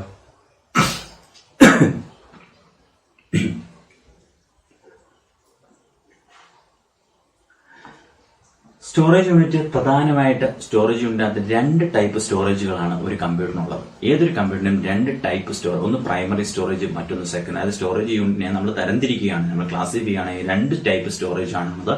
ഒന്ന് പ്രൈമറി സ്റ്റോറേജ്, മറ്റൊന്ന് സെക്കൻഡറി സ്റ്റോറേജ്. എന്താണ് പ്രൈമറി സ്റ്റോറേജ്, എന്താണ് സെക്കൻഡറി സ്റ്റോറേജ് നോക്കാം. പ്രൈമറി സ്റ്റോറേജിന് മറ്റൊരു പേര് അറിഞ്ഞിരിക്കുക, മെയിൻ മെമ്മറി എന്ന് നമ്മൾ പറയുന്നത് ഈ പ്രൈമറി സ്റ്റോറേജിനെയാണ്. ഒരു കമ്പ്യൂട്ടർ മെയിൻ മെമ്മറി എന്ന് നമ്മൾ എവിടെയെങ്കിലും കേൾക്കുന്നുണ്ടെങ്കിൽ നമ്മൾ മനസ്സിലാക്കേണ്ടത് പ്രൈമറി സ്റ്റോറേജ് ആണ്. ഈ പ്രൈമറി സ്റ്റോറേജിനകത്ത് വരുന്ന 2 മെമ്മറികളുടെ പേരാണ്, ഒന്ന് റാം, മറ്റൊന്ന് റോം. റാം എന്ന് വെച്ചാൽ എന്താണ്? Random access memory. റോം എന്ന് വെച്ചാൽ എന്താണ്? Read only memory. Random access memory എന്താണ്? ഇൻസ്ട്രക്ഷനും ഡേറ്റയും അതേപോലെ ഇന്റർമീഡിയറ്റ് റിസൾട്ടുകൾ. നമ്മൾ നേരത്തെ പറഞ്ഞില്ലേ ഈ സ്റ്റോറേജ് യൂണിറ്റ് അത് ഇന്റർമീഡിയറ്റ് റിസൾട്ട് സ്റ്റോർ ചെയ്യുന്നത്, അത് ഇവിടെയാണ്. അതായത് ഒരു ജോലി ചെയ്യുന്നതിന്റെ ഇടയിലുണ്ടാവുന്ന റിസൾട്ടുകൾ, അതേപോലെ ഒരു ജോലി കംപ്ലീറ്റ് ചെയ്ത് തൊട്ട് പുറകെ സ്റ്റോർ ചെയ്യുന്ന എവിടെയാണ്? റാമിലാണ്. പെർമനന്റ് ആയിട്ടല്ല, ഒരു കംപ്ലീറ്റ് ആയി കിട്ടുന്ന റിസൾട്ടിനെ ആദ്യം സ്റ്റോർ ചെയ്യുന്ന എവിടെയാണ്? റാമിനകത്തായിരിക്കും സ്റ്റോർ ചെയ്യുന്നത്. റാം എന്ന് പറയുന്ന മെമ്മറിയിലാണ്, റാൻഡം ആക്സസ് മെമ്മറി. റാം എന്ന് വെച്ചാൽ വോളട്ടൈലാണ്. കാര്യം കമ്പ്യൂട്ടർ ഓൺ ആയിരിക്കുമ്പോൾ മാത്രമേ കമ്പ്യൂട്ടറിനകത്ത് അല്ലെങ്കിൽ ആ ഡേറ്റ ഹോൾഡ് ചെയ്യാനുള്ള കഴിവ് ആർക്കുള്ളൂ? റാമിനുള്ളൂ. കമ്പ്യൂട്ടർ ഓഫ് ആകുമ്പോൾ, കറണ്ട് വിച്ഛേദിക്കുമ്പോൾ, കറണ്ട് ഓഫ് ആകുമ്പോൾ എന്താണ്? അത് ഈ റാമിന്റെ ഡേറ്റ മൊത്തം ഡിലീറ്റ് ആയിട്ട് പോകും. അങ്ങനെ ഒരു പ്രത്യേകത റാമിനുണ്ട്. നമ്മൾ നെക്സ്റ്റ് ചാപ്റ്ററിൽ റാമിനെ കുറിച്ച് ഡീറ്റെയിൽ ആയിട്ട് പഠിക്കുന്നുണ്ട്. ഓക്കെ, അപ്പൊ റാം ഏത് കാറ്റഗറിയിൽ വരുന്നതാണ്? പ്രൈമറി മെമ്മറിക്കകത്ത് വരുന്നതാണ്. അല്ലെങ്കിൽ പ്രൈമറി മെമ്മറിയുടെ മറ്റൊരു പേരെന്താണ്? Main memory. മനസ്സിലാവുന്നുണ്ടല്ലോ. അതേപോലെ റീഡ് ഓൺലി മെമ്മറി ഏതാണ്? പ്രൈമറി മെമ്മറിയിലെ 2ാമത്തെ മെമ്മറിയാണ് റീഡ് ഓൺലി മെമ്മറി. അല്ലെ, റീഡ് ഓൺലി മെമ്മറി എന്ന് പറഞ്ഞാൽ നമുക്ക് അതിൽ നിന്ന് റീഡ് ചെയ്യാൻ മാത്രമേ പറ്റത്തുള്ളൂ, അതിനകത്തേക്ക് റൈറ്റ് ചെയ്യാൻ പറ്റില്ല എന്നുള്ളതാണ് ആ വാക്കിന്റെ ഉപയോഗം. റീഡ് ഓൺലി മെമ്മറിയെ കുറിച്ചും ഡീറ്റെയിൽ ആയിട്ട് നമ്മൾ നെക്സ്റ്റ് ചാപ്റ്ററിൽ പഠിക്കുന്നുണ്ട്. റീഡ് ഓൺലി മെമ്മറി അല്ലെങ്കിൽ റോം എന്ന ചുരുക്കത്തിൽ പറയുന്നത് എന്തിനു വേണ്ടിയാണ് ഇത് ഉപയോഗിച്ചിരിക്കുന്നത്? ഒരു കമ്പ്യൂട്ടർ ഓൺ ആകുമ്പോൾ, കമ്പ്യൂട്ടർ നമ്മൾ സ്വിച്ച് ഓൺ ചെയ്യുമ്പോൾ, നമ്മൾ പവർ ഓൺ ചെയ്യുമ്പോൾ കമ്പ്യൂട്ടറിനകത്ത് കുറച്ച് പ്രവർത്തികൾ നടക്കുന്നുണ്ട് അല്ലെ. കമ്പ്യൂട്ടർ ഒരു ശകലം സമയം എടുക്കാറുണ്ട്. ഒരു കമ്പ്യൂട്ടർ നമ്മൾ സ്വിച്ച് ഓൺ ചെയ്ത് കമ്പ്യൂട്ടർ സജ്ജമായി നമ്മൾ അതിനെ ബൂട്ടിംഗ് എന്നാണ് പറയുന്നത്. ആ പ്രക്രിയ പറയുന്നത് ബൂട്ടിംഗ് എന്നാണ്. അപ്പം ആ സമയത്ത് നടക്കുന്ന, അതായത് ആ സമയത്ത് പല ഓപ്പറേഷൻസ് നടക്കുന്നുണ്ട്. ഇപ്പം ഹാർഡ്വെയറുകളെല്ലാം കൃത്യമായിട്ട് പ്രവർത്തിക്കുന്നുണ്ടോ എന്ന് ചെക്ക് ചെയ്യുന്നുണ്ടാവും. അതേപോലെ തന്നെ സെക്കൻഡറി സ്റ്റോറേജിൽ നിന്നും പ്രൈമറി സ്റ്റോറേജിലേക്ക് കൊണ്ടുവരേണ്ട കുറച്ച് ഫയലുകൾ കൊണ്ടുവരുന്നുണ്ടാവും. അങ്ങനെ കുറച്ച് പ്രവർത്തനങ്ങൾ അവിടെ നടക്കുന്നു. ആ പ്രവർത്തനങ്ങൾ എങ്ങനെ ചെയ്യണം, ഏത് രീതി ചെയ്യണമെന്ന് നിർദ്ദേശങ്ങൾ, അത് ഏത് രീതി ചെയ്യണമെന്നുള്ള നിർദ്ദേശങ്ങളാണ് ഇവിടെ എഴുതി വെച്ചിരിക്കുന്നത് റോമിനകത്തുള്ളത്. റോം മാനുഫാക്ചറിങ് ടൈമിൽ തന്നെ, റോം നിർമ്മിക്കുന്ന സമയത്ത് തന്നെ അതിനകത്ത് ഇത് ഫീഡ് ചെയ്ത് വെക്കാറുണ്ട്. അതുകൊണ്ട് തന്നെ അതിന് റീഡ് ഓൺലി മെമ്മറി, നമ്മൾ പിന്നെ ഒന്നും അങ്ങോട്ട് റൈറ്റ് ചെയ്ത് കൊടുക്കേണ്ട കാര്യമില്ല അതിനകത്ത്. ഇത് പക്ഷേ കറണ്ട് പോയാലും ഡേറ്റ സ്ഥിരമായിട്ട് തന്നെ സ്റ്റോർ ആയി വെക്കുന്നതാണ്. ഇത് എന്താണ്, നോൺ വോളറ്റൈൽ ആണ് റോം എന്ന് പറയുന്നത്. അതായത് കറണ്ട് ഇതിനൊരു പ്രശ്നമല്ല. കറണ്ട് ഓഫ് ആക്കിയാലും ഇതിനകത്ത് ഡേറ്റ അവിടെ തന്നെ കാണും, ഡിലീറ്റ് ആയി പോകത്തൊന്നുമില്ല. അപ്പോൾ പ്രൈമറി മെമ്മറിക്കകത്ത് 2 ടൈപ്പ് മെമ്മറിയാണുള്ളത്. ഒന്ന് റാം, മറ്റൊന്ന് റോം അല്ലെ. ഓക്കെ ആണല്ലോ. ഇനി സെക്കൻഡറി സ്റ്റോറേജിലേക്ക് പോകാം. സെക്കൻഡറി സ്റ്റോറേജിന്റെ മറ്റൊരു പേരാണ് ഓക്സിലറി മെമ്മറി അല്ലെ. സെക്കൻഡറി സ്റ്റോറേജിന്റെ മറ്റൊരു പേര് എന്താണ്? ഓക്സിലറി മെമ്മറി അല്ലെങ്കിൽ ഓക്സിലറി സ്റ്റോറേജ് എന്ന് പറയുന്നത് സെക്കൻഡറി സ്റ്റോറേജിനാണ്. നമുക്കറിയാം ഒരു കമ്പ്യൂട്ടറിനകത്ത് നമുക്ക് ഹ്യൂജ് ഡേറ്റ, അതായത് നമുക്കിപ്പോൾ മൂവീസ് അല്ലെങ്കിൽ നമുക്ക് നമ്മുടെ ഡിജിറ്റൽ ക്യാമറയിൽ എടുത്ത ഇമേജുകൾ അല്ലെങ്കിൽ പാട്ട്, സോങ്സ് ഒക്കെ നമ്മൾ സ്റ്റോർ ചെയ്യണമെങ്കിൽ നമുക്ക് റാമിലൊന്നും പറ്റത്തില്ല. റാമിന്റെ ഒന്നാമത്തെ പ്രശ്നം എന്താണ്? കറണ്ട് പോയി കഴിഞ്ഞാൽ റാമിനകത്തുള്ള ഡേറ്റ നഷ്ടമാവും. അപ്പോൾ പിന്നെ നമുക്ക് ചെയ്യാൻ പറ്റുന്നത് സെക്കൻഡറി സ്റ്റോറേജ് ആയിട്ടുള്ള ഹാർഡ് ഡിസ്കിലോ CD-യിലോ പെൻഡ്രൈവിലോ ഒക്കെ നമുക്ക് സ്റ്റോർ ചെയ്യുക എന്നുള്ളതാണ് അല്ലെ. അപ്പോൾ ഹ്യൂജ് ഡേറ്റ സ്റ്റോർ ചെയ്യാൻ വേണ്ടി ഉപയോഗിക്കുന്ന ഒരു മെമ്മറിയാണ് എന്തെന്ന് പറയുന്നത് സെക്കൻഡറി മെമ്മറി എന്ന് പറയുന്നത്. മനസ്സിലാകുന്നുണ്ടോ? പെർമനന്റ് ആയിട്ട് നമുക്ക് സ്റ്റോർ ചെയ്ത് വെക്കണമെങ്കിൽ, ഹ്യൂജ് ഡേറ്റ പെർമനന്റ് ആയിട്ട് സ്റ്റോർ ചെയ്ത് വെക്കണമെങ്കിൽ നമ്മൾ എന്താണ് യൂസ് ചെയ്യുന്നത്? ഏത് മെമ്മറിയാണ് യൂസ് ചെയ്യുന്നത്? സെക്കൻഡറി സ്റ്റോറേജിനകത്ത് വരുന്ന ഹാർഡ് ഡിസ്കും CD-യും DVD-യും മെമ്മറി സ്റ്റിക്ക് എന്നൊക്കെ പറയുന്നത് നമ്മുടെ പെൻഡ്രൈവിനെയൊക്കെയാണ് പറയുന്നത് കേട്ടല്ലോ. അപ്പോൾ അതൊക്കെയാണ് ഏതിനകത്ത് വരുന്നത്? സെക്കൻഡറി സ്റ്റോറേജിനകത്ത് വരുന്നത്. മനസ്സിലായല്ലോ? സെക്കൻഡറി സ്റ്റോറേജ് അല്ലെങ്കിൽ ഓക്സിലറി മെമ്മറി. ഇതിന്റെ ലാസ്റ്റ് ഫംഗ്ഷണൽ യൂണിറ്റ് ഏതാണ്? Output unit. അവസാനത്തെ ഫംഗ്ഷൻ നമ്മൾ പഠിക്കുന്ന അവസാനത്തെ ഫംഗ്ഷൻ യൂണിറ്റ് ഏതാണ്? ഔട്ട്പുട്ട് യൂണിറ്റ് അല്ലെ. ഔട്ട്പുട്ട് യൂണിറ്റ് എന്താണ് ചെയ്യുന്നത്? നമ്മുടെ പ്രോസസ്സിംഗ് ചെയ്തിട്ട് കിട്ടുന്ന റിസൾട്ടിനെ നമുക്ക് തിരിച്ചു നൽകാൻ, നമ്മൾ അങ്ങോട്ട് ഡേറ്റ ഇൻസ്ട്രക്ഷൻ കൊടുത്തു അല്ലെ കമ്പ്യൂട്ടറിന് ചെയ്യാൻ വേണ്ടി. കമ്പ്യൂട്ടർ എന്തൊക്കെയോ ജോലി ചെയ്തു, ആ റിസൾട്ടിനെ തിരിച്ചു തരുന്നത് ഏത് യൂണിറ്റ് വഴിയായിരിക്കും? ഔട്ട്പുട്ട് യൂണിറ്റ് വഴിയായിരിക്കും അല്ലെ. മോണിറ്റർ, പ്രിന്റർ ഒക്കെ ഔട്ട്പുട്ട് യൂണിറ്റ്, സ്പീക്കർ ഒക്കെ ഔട്ട്പുട്ട് യൂണിറ്റിന് എക്സാമ്പിൾ ആണ് അല്ലെ. ഔട്ട്പുട്ട് യൂണിറ്റിന്റെ പ്രധാനപ്പെട്ട ഫംഗ്ഷൻസ് ഏതാണ്? ഇൻപുട്ട് യൂണിറ്റ് ചെയ്തതിന്റെ ജസ്റ്റ് ഓപ്പോസിറ്റ് ആയിരിക്കും ഔട്ട്പുട്ട് യൂണിറ്റ് ചെയ്യുന്നത് അല്ലെ. ഇൻപുട്ട് യൂണിറ്റ് എന്താ ചെയ്യുന്നത്? ഇൻപുട്ട് ഇൻസ്ട്രക്ഷൻ സ്വീകരിക്കുന്നു, കമ്പ്യൂട്ടറിന് മനസ്സിലാവുന്ന ഭാഷയിലേക്ക് മാറ്റിയിട്ട് കമ്പ്യൂട്ടറിലേക്ക് കൊടുക്കുന്നു. ഇനി ഇത് തിരിച്ചു ചെയ്യും അല്ലെ. ഇതെങ്ങനെയാണ് ചെയ്യുന്നത്? റിസീവ് റിസൾട്ട് പ്രൊഡ്യൂസ്ഡ്, CPU ജോലി ചെയ്തിട്ട് കിട്ടുന്ന റിസൾട്ടിനെ സ്വീകരിക്കുന്നു. എന്നിട്ട് എന്ത് ചെയ്യുന്നു? Convert this code result, code ഫോമിലുള്ള ആ റിസൾട്ടിനെ നമുക്ക് കണ്ടു കഴിഞ്ഞാൽ ഒന്നും മനസ്സിലാവത്തില്ല. നമുക്ക് സ്ക്രീനിൽ കോഡൊക്കെ എഴുതി കാണിച്ചാലും മനസ്സിലാവോ? ഇല്ല. അപ്പം അതിനെ ഹ്യൂമൻ റീഡബിൾ ഫോം, അത് മനുഷ്യന് മനസ്സിലാവുന്ന ഭാഷയിലേക്ക് അതിനെ കൺവേർട്ട് ചെയ്യുന്നു. എന്നിട്ട് എന്ത് ചെയ്യുന്നു? Supply to the result. എന്നിട്ടാണ് അത് സ്ക്രീനിലേക്ക് അല്ലെങ്കിൽ പ്രിന്ററിലേക്ക് അല്ലെങ്കിൽ സ്പീക്കർ വഴിയൊക്കെ നമുക്ക് റിസൾട്ടായിട്ട് പുറത്തേക്ക് നൽകുന്നത്. മനസ്സിലാവുന്നുണ്ടോ? അപ്പോൾ ഇൻപുട്ട് യൂണിറ്റ് എന്താണെന്ന് ചോദിച്ചാൽ ജസ്റ്റ് റിവേഴ്സ് ആയിരിക്കും എന്ത് ചെയ്യുന്നത്? ഔട്ട്പുട്ട് യൂണിറ്റ് ചെയ്യുന്നത്. മനസ്സിലാവുന്നുണ്ടോ? അപ്പം ഇത്രയാണ് ഇൻപുട്ട് യൂണിറ്റിന്റെ ഔട്ട്പുട്ട് യൂണിറ്റ് ഫംഗ്ഷൻസ് എന്ന് പറയുന്നത്. അതേപോലെ തന്നെ ഫംഗ്ഷണൽ യൂണിറ്റ്സ് നമ്മളെല്ലാം ഡിസ്കസ് ചെയ്തു. ഏതൊക്കെയാണ് ഫംഗ്ഷണൽ യൂണിറ്റ് നമുക്ക് ബ്രീഫായിട്ട് നോക്കാം. എന്താണ്? ഇൻപുട്ട് യൂണിറ്റ്, അതേപോലെ സെൻട്രൽ പ്രോസസിംഗ് യൂണിറ്റ് അല്ലെ CPU ന്റെ 3 കമ്പോണൻസ് ഏതൊക്കെയാണ്? ALU, control unit, register. Then എന്താണ്? Storage unit. സ്റ്റോറേജ് യൂണിറ്റിനകത്ത് 2 ടൈപ്പ് സ്റ്റോറേജ് ഉണ്ട്, primary storage, secondary storage. Primary സ്റ്റോറേജിനകത്ത് ഏതൊക്കെയാണുള്ളത്? റാം, റോം അല്ലെ. സെക്കൻഡറി സ്റ്റോറേജിന്റെ എക്സാമ്പിൾ ഏതൊക്കെയാണ്? ഹാർഡ് ഡിസ്ക് ഒക്കെയാണ്. നമ്മൾ ഇതിന് എന്താണ് ക്യാരക്ടറിസ്റ്റിക്സ് ഓഫ് എ കമ്പ്യൂട്ടർ? ഒരു കമ്പ്യൂട്ടറിന് കുറെ നല്ല ഒരുപാട് നല്ല കാര്യങ്ങളുണ്ട്. അതുകൊണ്ടാണല്ലോ കമ്പ്യൂട്ടർ ഇത്രയും പ്രചാരത്തിലേക്ക് വരുന്നത് അല്ലെ. ഒരു ഇലക്ട്രോണിക് ഡിവൈസ് മാത്രമായിരുന്ന ഒരു കമ്പ്യൂട്ടർ ഇത്രയും പ്രചാരത്തിൽ, ഇത്രയും ആൾക്കാർ ഉപയോഗിക്കുന്ന ഒരു ഡിവൈസ് ആയിട്ട് മാറണം. ഇങ്ങനെ ഒരുപാട് നല്ല കാര്യങ്ങളുണ്ട് അല്ലെ. ഒരുപാട് നല്ല അഡ്വാൻറ്റേജസ് അതിനുണ്ടായതുകൊണ്ടാണ്. എന്നാൽ ചില ഡിസ്അഡ്വാൻറ്റേജും അതിനുണ്ട്. എന്തൊക്കെയാണ് ഇതിന്റെ അഡ്വാൻറ്റേജ്, എന്തൊക്കെയാണ് ഇതിന്റെ ഡിസ്അഡ്വാൻറ്റേജ് എന്നുള്ള കാര്യമാണ് നമ്മൾ ഇന്നത്തെ ക്ലാസ്സിൽ ഡിസ്കസ് ചെയ്യുന്നത്. അത് ചെറിയൊരു ക്ലാസ് ആണ്. അപ്പോൾ എല്ലാവരും ശ്രദ്ധിച്ചിരിക്കുക. ഇപ്പൊ നോട്ട്ബുക്ക് ഒക്കെ ഉണ്ടെങ്കിൽ നോട്ട് ചെയ്യണം കേട്ടോ. അപ്പോൾ ആദ്യം അഡ്വാൻറ്റേജസ് എന്തൊക്കെയാണെന്ന് നോക്കാം അല്ലെ. കുറച്ച് അഡ്വാൻറ്റേജസ് പോയിന്റ് ആയിട്ടുണ്ട്. സ്ക്രീനിലേക്ക് നോക്കുക. കുറച്ച് അഡ്വാൻറ്റേജസ് പോയിന്റ് ആയിട്ടുണ്ട്. ആദ്യത്തെ അഡ്വാൻറ്റേജ് നോക്കിയ സ്പീഡ് അല്ലെ. സ്പീഡ് എന്ന് വെച്ചാൽ എന്താണ്? കമ്പ്യൂട്ടർ ഭയങ്കര സ്പീഡാണ്. സ്പീഡ് എന്ന് വെച്ചാൽ എന്താണ്? ഒരു ജോലി ചെയ്യുവാനുള്ള സ്പീഡല്ല. അതിപ്പം ഓട്ടോ മത്സരത്തിൽ ഓടി ഫസ്റ്റ് മേടിക്കും അങ്ങനത്തെ ഒരു സ്പീഡല്ല. എന്താ? സ്പീഡ് എന്ന് പറയുന്ന ഒരു ജോലി ചെയ്യുവാനുള്ള സ്പീഡ്. ഒരു മനുഷ്യൻ ചെയ്യുന്ന ജോലി, ഒരു മനുഷ്യൻ മാസങ്ങൾ കൊണ്ട് ചെയ്യുന്ന ഒരു ജോലി കമ്പ്യൂട്ടർ ചിലപ്പോൾ മിനിറ്റുകൾ അല്ലെ സെക്കൻഡുകൾക്കുള്ളിൽ ചെയ്യും അല്ലെ. ദശലക്ഷക്കണക്കിന് ഓപ്പറേഷൻസ് ഒക്കെ വളരെ സിമ്പിളായിട്ട് മിനിറ്റുകൾക്കുള്ളിൽ അല്ലെങ്കിൽ സെക്കൻഡുകൾക്കുള്ളിൽ ചെയ്യാൻ കഴിവുള്ള ഒരു ഡിവൈസ് ആണ് എന്തെന്ന് പറഞ്ഞാൽ കമ്പ്യൂട്ടർ. അപ്പോൾ ഒന്നാമത്തെ അഡ്വാൻറ്റേജ് എന്താണ്? സ്പീഡ് അല്ലെ. ആ പോയിന്റ് ഒന്ന് വായിച്ചു നോക്കിയേ. A computer can perform millions of operations A second or in fraction of A second. ഒരു സെക്കൻഡോ അല്ലെ fraction of A second, second പോലും വേണ്ട, മില്യൺസ് ഓഫ് ഓപ്പറേഷൻസ് ചെയ്യാൻ എന്നാണ് പറയുന്നത് അല്ലെ. It can do in A minute as much work as a man do taking months and years. അതായത് ഒരു മനുഷ്യൻ, ഇപ്പോൾ ഫോർ എക്സാമ്പിൾ പറയുകയാണ്, നിങ്ങളിപ്പം നിങ്ങളുടെ സ്കൂളിലെ 2000 തൊട്ട് 2020 വരെയുള്ള കുട്ടികളുടെ ഡീറ്റെയിൽസ് വേണം. അതിനകത്ത് പെൺകുട്ടികളുടെ ആൺകുട്ടികളുടെ തരംതിരിച്ച്, ജയിച്ചവര് തോറ്റവര് അങ്ങനെയുള്ള കൃത്യമായിട്ട് തരംതിരിച്ച് എന്താണ് അല്ലെങ്കിൽ കാസ്റ്റിന്റെ അടിസ്ഥാനത്തിലൊക്കെ തരംതിരിച്ച് ഒരു ലിസ്റ്റ് തയ്യാറാക്കാൻ നമ്മൾ ഒരാളെ ഏൽപ്പിക്കുകയാണെങ്കിൽ 2000 തൊട്ട് 2020 വരെയാണ് അല്ലെ 10-20 വർഷത്തെ ചെയ്യണമെങ്കിൽ മാസങ്ങളെടുക്കും. എന്നാൽ ഈ ഡേറ്റ കമ്പ്യൂട്ടറിനകത്ത് ഉണ്ട് എങ്കിൽ, കമ്പ്യൂട്ടറിനകത്തുള്ള ഡേറ്റ ആണെങ്കിൽ നിഷ്പ്രയാസം സെക്കൻഡുകൾക്കുള്ളിൽ ആ റിപ്പോർട്ട് പ്രിന്റ് ചെയ്തെടുക്കാം. ഒരു പ്രിന്റർ ഉണ്ടെങ്കിൽ കുറെ പേപ്പറിൽ പ്രിന്റ് ചെയ്തെടുക്കണമെന്ന് മാത്രമല്ല, പ്രിന്റ് ചെയ്തെടുക്കാനുള്ള സമയം മാത്രമേ എടുക്കത്തുള്ളൂ. വളരെ നിഷ്പ്രയാസം സോർട്ട് ചെയ്ത് വളരെ എളുപ്പത്തിൽ തന്നെ പ്രിന്റ് ചെയ്തെടുക്കാൻ പറ്റും. അപ്പം ഒരു മനുഷ്യൻ മാസങ്ങളെടുത്ത് ചെയ്യുന്ന പല ജോലികളും കമ്പ്യൂട്ടർ സെക്കൻഡുകൾക്കുള്ളോ മിനിറ്റുകൾക്കുള്ളോ ചെയ്തു തീർക്കും എന്നുള്ളതാണ് സ്പീഡ് കൊണ്ട് ഉദ്ദേശിക്കുന്നത്. മനസ്സിലാവുന്നുണ്ടല്ലോ. രണ്ടാമത്തെ പോയിന്റ് എന്താണ്? ആക്യുറസി. നമ്മളിപ്പോൾ ഒരു മനുഷ്യൻ എത്ര ശ്രദ്ധയോടുകൂടി ചെയ്താലും പലപ്പോഴും തെറ്റുകൾ ഉണ്ടാവാനുള്ള സാധ്യതകളുണ്ട് അല്ലെ, പല രീതിയിലുള്ള തെറ്റുകൾ. എന്നാൽ കമ്പ്യൂട്ടർ ചെയ്യുന്ന ജോലിക്ക് മാക്സിമം ആക്യുറസി ഉണ്ടാവും അല്ലെ, കൂടുതൽ ആക്യുറേറ്റ് ആയിട്ടായിരിക്കും അതിന്റെ റിസൾട്ടുകൾ എപ്പോഴും. എന്നാൽ നമ്മൾ കൊടുക്കുന്ന ഇൻപുട്ട് തെറ്റാണെങ്കിൽ തരുന്ന ഔട്ട്പുട്ടും തെറ്റായിരിക്കും, അത് അതിന്റെ കുഴപ്പമില്ല. എന്നാൽ കമ്പ്യൂട്ടർ ചെയ്യുന്ന ക്രിയകൾക്ക് ഒരിക്കലും തെറ്റ് വരാനുള്ള സാധ്യത വളരെ കുറവാണ്. ഇപ്പോൾ സോർട്ട് ചെയ്യുന്ന ആയിക്കോട്ടെ, നമ്മളിപ്പോൾ ഒരു സോർട്ടിങ് ചെയ്യുമ്പോൾ, നമ്മളൊരു അറേഞ്ച് ചെയ്യുമ്പോൾ ചിലപ്പോൾ ഒരാൾ മിസ്സായി പോവുക, അങ്ങനെയുള്ള പരിപാടികളൊന്നും കമ്പ്യൂട്ടർ ചെയ്യത്തില്ല.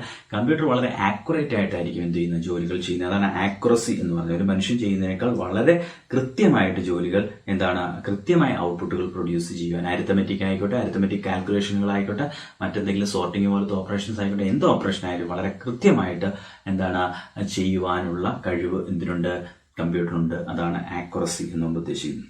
അടുത്ത ഡിലിജൻസ്. ഡിലിജൻസ് എന്ന് പറഞ്ഞു കഴിഞ്ഞാൽ ഒരു മനുഷ്യൻ എത്ര നേരം ഒരു ജോലി ചെയ്യാൻ പറ്റും.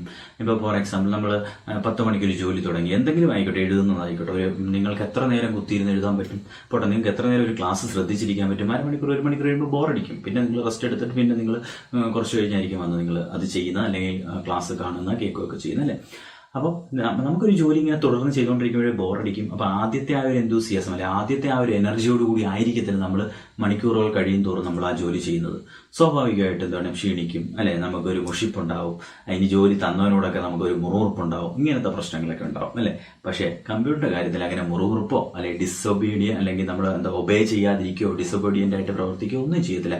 ഒരു ജോലി കമ്പ്യൂട്ടർ മണിക്കൂറുകളോളം ദിവസങ്ങളോളം ഇരുന്ന് ചെയ്തോളും, ഒരു കുഴപ്പമില്ല. എന്ത് കൊടുത്താലും ഒരു മുറുമുറുപ്പില്ലാതെ പ്രവർത്തിക്കുക. Since computer is a machine, കാര്യം എന്താണ്, കമ്പ്യൂട്ടർ ഒരു മെഷീൻ ആണ് അല്ലെ. It can operate for long hours untiringly അല്ലെ. അതായത് യാതൊരു രീതിയിലുള്ള പ്രശ്നങ്ങളും ഉണ്ടാക്കാതെ, യാതൊരു രീതിയിലുള്ള മുറുമുറുപ്പവും മറ്റ് ഒരു രീതിയിലുള്ള എന്താണ് മുഷിപ്പുകളും കാണിക്കാതെ കമ്പ്യൂട്ടർ എന്ത് ചെയ്തോളും, ഒരു ജോലി കൃത്യമായിട്ട് മണിക്കൂറുകളോളം ചെയ്തോളും എന്നാണ്. Unlike human beings it will not show any emotions or disobey അല്ലെ. ഞാൻ പറഞ്ഞതിനാണ് എന്താണ്, മനുഷ്യനെ പോലെ എന്താണ് ഇമോഷൻസ്, വിഷമമോ വയ്യ അങ്ങനെയുള്ള പ്രശ്നങ്ങളൊന്നും ഇമോഷൻസ് കാണിക്കുക അല്ലെ ഡിസൊബേ ചെയ്യുക, എന്നെ കൊണ്ടൊന്നും വയ്യ എന്നൊന്നും പറഞ്ഞ് കമ്പ്യൂട്ടർ ഇത്ര നേരം ചെയ്തില്ല, ഞാൻ 5-6 മണിക്കൂർ കൊണ്ട് ഒരു ജോലി കഴിഞ്ഞ് എന്നെ കൊണ്ട് വയ്യ എന്ന് പറഞ്ഞാൽ കമ്പ്യൂട്ടർ ഓഫ് ആയിരിക്കുകയോ ഒന്നും ചെയ്യത്തില്ല. അതാണ് പറഞ്ഞത് ഡിലിജൻസ് എന്ന് പറയുന്നത്.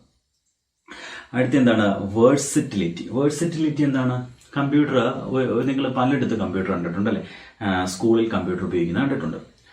വീടുകളിൽ കമ്പ്യൂട്ടർ നിങ്ങൾ ഗെയിം കളിക്കാനോ പാട്ട് കേൾക്കാനോ സിനിമ കാണാനോ ഉപയോഗിക്കാറുണ്ട്.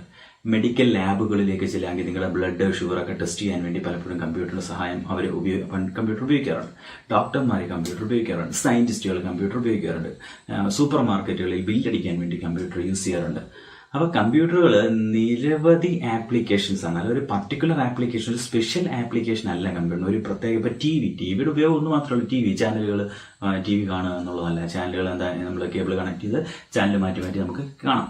അത് പക്ഷെ അതേപോലെയല്ലേ കമ്പ്യൂട്ടറിന്റെ ഉപയോഗം വേഴ്സറ്റൈൽ, വ്യത്യസ്തങ്ങളായിട്ടുള്ള ഉപയോഗങ്ങളാണ്. വേഴ്സറ്റൈൽ ആയിട്ടുള്ള ജോലിയാണ് കമ്പ്യൂട്ടർ ചെയ്യുന്നത്. അല്ല ഒരു ജോലി മാത്രമല്ല, ഒരു പർട്ടിക്കുലർ കാര്യത്തിന് വേണ്ടി മാത്രമല്ല നമ്മൾ കമ്പ്യൂട്ടറിനെ യൂസ് ചെയ്യുന്നത് എന്നുള്ളതാണ് ആ പോയിന്റ് കൊണ്ട് ഉദ്ദേശിക്കുന്നത്. വേഴ്സറ്റൈൽ അല്ലേ, computer can be used to perform any different kind of process അല്ലെ. പല വ്യത്യസ്തങ്ങളായിട്ടുള്ള ജോലി എന്തിനെ കൊണ്ട് ചെയ്യിപ്പിക്കാൻ പറ്റും, കമ്പ്യൂട്ടറിനെ കൊണ്ട് ചെയ്യിപ്പിക്കാൻ പറ്റും എന്നുള്ളതാണ് ഏത് വേഴ്സറ്റിലിറ്റി എന്ന് പറയുന്ന അഡ്വാൻറ്റേജ് കൊണ്ട് ഉദ്ദേശിക്കുന്നു.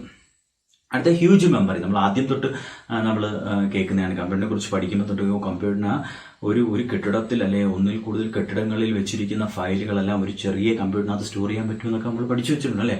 ശരിയാണ്, അതിനേക്കാൾ സ്റ്റോർ ചെയ്യാൻ പറ്റും. കാര്യം അത്രമാത്രം മെമ്മറി സ്റ്റോർ ചെയ്യാൻ കപ്പാസിറ്റി ഉള്ള ഒരു ഡിവൈസ് ആണ് എന്തെന്ന് വെച്ചാൽ കമ്പ്യൂട്ടർ. അതേപോലെ നമ്മുടെ ആവശ്യാനുസരണം മെമ്മറി കൂട്ടുകയൊക്കെ ചെയ്യാം. മെമ്മറി ഇപ്പോൾ കുറവാണെങ്കിൽ, ഒരു കമ്പ്യൂട്ടർ മെമ്മറി കുറവാണെങ്കിൽ നമുക്ക് മെമ്മറി കൂട്ടുവാനും ഒക്കെയുള്ള സഹായം അങ്ങനെയുള്ള ഫീച്ചേഴ്സ് ഒക്കെ എവിടെയുണ്ട്, കമ്പ്യൂട്ടറിനുണ്ട്. ഇപ്പൊ ഹ്യൂജ് മെമ്മറി എന്താണ്, കമ്പ്യൂട്ടർ ക്യാൻ ഇനോമറസ് മെമ്മറി കപ്പാസിറ്റി അല്ലെ, വളരെ വലിയൊരു മെമ്മറി കപ്പാസിറ്റി ഇതിലുണ്ട് കമ്പ്യൂട്ടർ ഡിവൈസുകൾക്കുണ്ട്. അപ്പൊ ഇത്രയാണ് ഇതിന്റെ അഡ്വാൻറ്റേജസ് അല്ലെ. അഡ്വാൻറ്റേജസ് വളരെ ഇമ്പോർട്ടന്റ് ആണ്. നിങ്ങൾ അതിന്റെ പോയിന്റ് എഴുതി വെക്കുക. എന്നിട്ട് നിങ്ങൾക്ക് തന്നെ അതിന്റെ ആ വാക്ക് കേൾക്കുമ്പോൾ തന്നെ അതിന് ഉത്തരം എഴുതാൻ പറ്റുന്ന രീതിയിൽ നിങ്ങൾ മനസ്സിലാക്കി വെക്കുക.